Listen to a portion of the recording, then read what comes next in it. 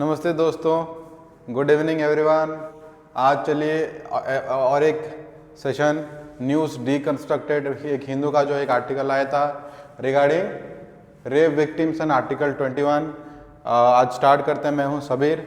तो चलिए इस इंटरेस्टिंग आर्टिकल को हम स्टार्ट करते हैं और बहुत सारे एंगल्स हम इसमें जो है सर्च करेंगे, बहुत सारे एंगल्स को एनालाइज करेंगे और देखेंगे जो रिसेंट जजमेंट इलाहाबाद हाईकोर्ट के द्वारा दिया गया है उसका क्या क्या पॉलिटिकल एंगल्स है, उसके क्या क्या लीगल्स एंगल है, क्या क्या एथिकल और मोरल एंगल्स हैं। तो ये जो आर्टिकल है ये इसका नाम है legal remedy that perpetuate survivors trauma. तो जो भी हमारे यहाँ पे जुडिशियल स्ट्रक्चर क्रिएट किया गया है at the top the Supreme Court, at the state or the intermediate level there is high courts and at the grass root or the district level there are subordinate courts. So ये जो judiciary system हमने 3 level का create किया है, इनका काम है जो भी विक्टिम्स हैं या फिर जो सर्वाइवर्स हैं उनको रिलीफ प्रोवाइड करना, उनको जस्टिस देना। कौन कौन सा justice? Social justice, economic justice and political justice. लेकिन अगर जुडिशरी का ऐसा एक डिसीजन आए जो कि सर्वाइवर का दुख है, सर्वाइवर का जो ट्रॉमा है उसको अगर वो परपेचुएट कर रहा है, उसको अगर वो एक्ससरबेट कर रहा है, तो उस मायने में जुडिशियरी का पर्पस कहीं ना कहीं, जुडिशियरी का ऑब्जेक्टिव कहीं ना कहीं वहाँ पे डिफीट हो रहा है। तो चलिए यहाँ पे ये मुद्दा क्या है उसको सर्च करते हैं। पहले देखेंगे आप, ये अभी एक रिसेंट केस है, एक केस हुआ था 2025 में अभी recently, Atul Gautam versus state of Uttar Pradesh. तो अतुल गौतम और स्टेट ऑफ उत्तर प्रदेश में बेसिकली मामला ये हुआ था जो यहाँ पे एक रेप विक्टिम थी, रेप विक्टिम। अब याद रखिए जो हमारा आईपीसी है, आईपीसी अभी तो नहीं है, आईपीसी का सेक्शन 376 के अंदर आप जो है रेप केस उसमें कोई फाइल कर सकता है। तो इनके अगेंस्ट एक रेप केस फाइल हुआ था और ये जो इंटरफेथ कपल जो कि लिव इन में यहाँ पे रुक रहे थे, दे वर एन इंटरफेथ कपल। तो जब रेप का केस फाइल हुआ तो फाइल होने के बाद यहाँ पे इलाहाबाद हाईकोर्ट जो उत्तर प्रदेश का हाईकोर्ट है, उन्होंने क्या किया, एक सरप्राइजिंगली इनको बेल दे दिया। जो रेप के परपेट्रेटर्स हैं उनको उन्होंने क्या किया, उनको बेल दे दिया। और बेल किस कंडीशन में दिया, ये बहुत ही चिंताजनक विषय है कि बेल किस कंडीशन में दिया गया। बेल इसी कंडीशन में दिया गया कि जो रेप परपेट्रेटर है वो क्या करेंगे, रेप विक्टिम को शादी करेंगे, मैरिज करेंगे, और ना ही मैरिज करेंगे, उनके मेंटेनेंस का सारा खर्चा, उसके साथ साथ जो बच्चा है, होने वाला बच्चा है, उसका भी मेंटेनेंस का सारा खर्चा, और 5 लाख का एक डिपॉजिट के कंडीशन में इनको क्या किया गया, इनको बेल दे दिया गया। सिमिलरली एक सिमिलर केस सेम हाईकोर्ट में हुआ था, अभिषेक वर्सेस स्टेट ऑफ उत्तर प्रदेश। ये 2024 में केस हुआ था और इसी केस में भी जो इलाहाबाद हाईकोर्ट है, कुछ बेल के लिए ऐसे कंडीशंस रखे गए थे। और सिमिलरली उससे पहले भी एक हम आपके Ram Narayan versus state of Uttar Pradesh में भी सिमिलर एक कंडीशन रखा गया। तो अब देखेंगे ये जो कंडीशंस दे रहे हैं, ये कंडीशंस क्या है, सुप्रीम कोर्ट का जो गाइडलाइन दिया गया था रेप के रिगार्डिंग, जब बेल दिया जाता है तो कहीं ना कहीं इसको फॉलो नहीं किया जा रहा। देखेंगे हम 2021 में एक केस आया था Aparna Bhatt versus state of Madhya Pradesh. तो Aparna Bhatt versus state of Madhya Pradesh और Kunal Kumar Tiwari versus state of Bihar 2017 के केस में सुप्रीम कोर्ट ने क्या बोला था, सुप्रीम कोर्ट ने यहाँ पे 2 जो है गाइडलाइंस रखे थे, 2 गाइडलाइंस यहाँ पे बनाए गए थे। किस में, जब यहाँ पे बेल दिया जाता है, किस कंडीशन में बेल दिया जाए।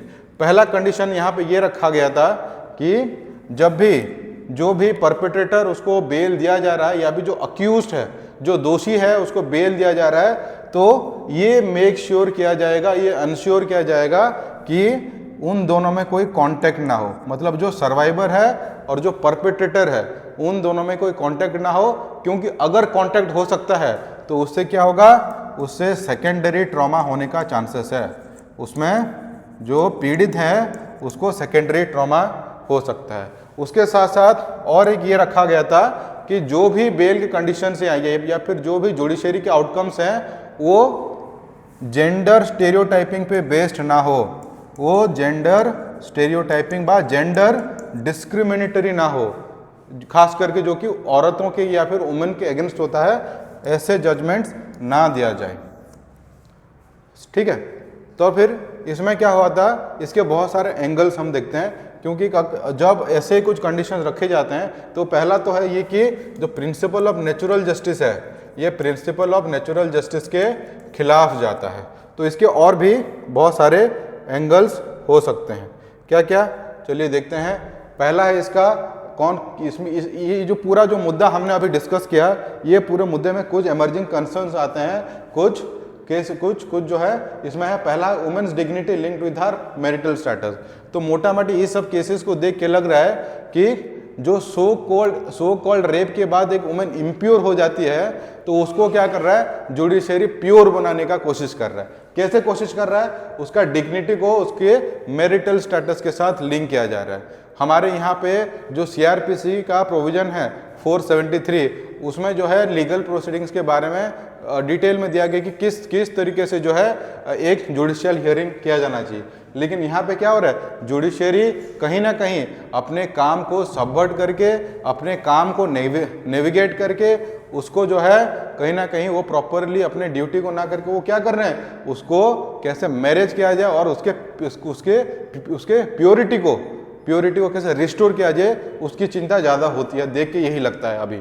फिर है मैरिज को एक रेमेडी फॉर रेप दिखाया गया है। रेप जो कि एक हीनस क्राइम है, this is a heinous crime, this is social evil and this is against the dignity and status of the woman. जब दिल्ली में जैसे आपके निर्भया कांड हुआ था, पूरे देश भर में, पूरे समाज के सभी स्तर में इसके खिलाफ निंदा की गई थी। दिल्ली का जब बदायूं में केस हुआ था और देश के अलग अलग भाग में, जब हैदराबाद में जब केसेस आते हैं, तो पूरे देश भर में आक्रोश देखने को मिलता है। लेकिन ये जो आक्रोश होता है, ये बस कुछ क्षण के लिए होता है। लेकिन फिर क्या होता है, फिर ना ही सिविल सोसाइटी इसके लिए जो है कंसर्न दिखाती है, और इस केसेस से हमको देखने को मिलता है क्या, कि जुडिशरी का भी इसके लिए सेंसिटिविटी कहीं ना कहीं कम हो गया है। या फिर ऐसे केसेस में, या फिर ऐसे जजमेंट्स तो कम से कम हमको ये देखने को मिलता है कि रेप के लिए जो प्रॉपर पेनल पनिशमेंट है आईपीसी, सीआरपीसी या फिर बीएनएस और बीएनएसएस में, उसको ना दे के हम उसको अल्टरनेटिव क्या रख रहे हैं, मैरिज को उसमें एक अल्टरनेटिव के हिसाब से दिखाया जा रहा है। थर्ड है, अगर आप सोचिए कोई रेप पीड़िता है, जो रेप पीड़िता है और जिसने उसके साथ ये घृण्य कार्य किया है, या फिर जो हीनियस कार्य उसके साथ जो किया है, वो तो डेफिनेटली पहला बात है बिना कंसेंट के ये किया गया। तो रेप के बाद भी अगर जो पीड़ित को वो जो परपेट्रेटर है उसके साथ हम शादी करवा देते हैं, तो पहला बात यहाँ पे क्या होता है, कंसेंट का इश्यू आता है। ठीक है, वो एक सोशल प्रेशर में या फिर सोशल नॉर्म के अंदर वो क्या कर रही है, वो शादी वहाँ पे कमिट कर रही है, जिसमें ज़्यादा चांसेस, ज़्यादा पॉसिबिलिटी ये है कि उसमें उसका इच्छा नहीं, उसके इच्छा के विरुद्ध ये शादी किया जा रहा है। दूसरा बात है कि ऐसे केसेस में अगर फ्यूचर एब्यूज़ होता है, बहुत सारा चांस है कि आगे चल के फिर से उसके साथ फिजिकल एब्यूज़ या मेंटल एब्यूज़ किया जा सकता है। तो उसके लिए रिस्पॉन्सिबल कौन होगा?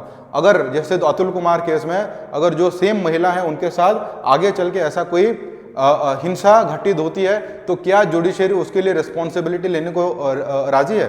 तो ये क्वेश्चन भी इसमें अराइज होता है। नेक्स्ट इसमें हम देखेंगे कि कौन कौन से डिलेमास इसमें अराइज होते हैं। पहला है कि अगर कोई रेप विक्टिम है, रेप विक्टिम का प्रॉपर उसका रहने खाने, उसका एजुकेशन, उसके जो बच्चा होगा उसका टेक केयर, उसका देखभाल और उसका रिहेबिलिटेशन, उसके बेसिक नेसेसिटीज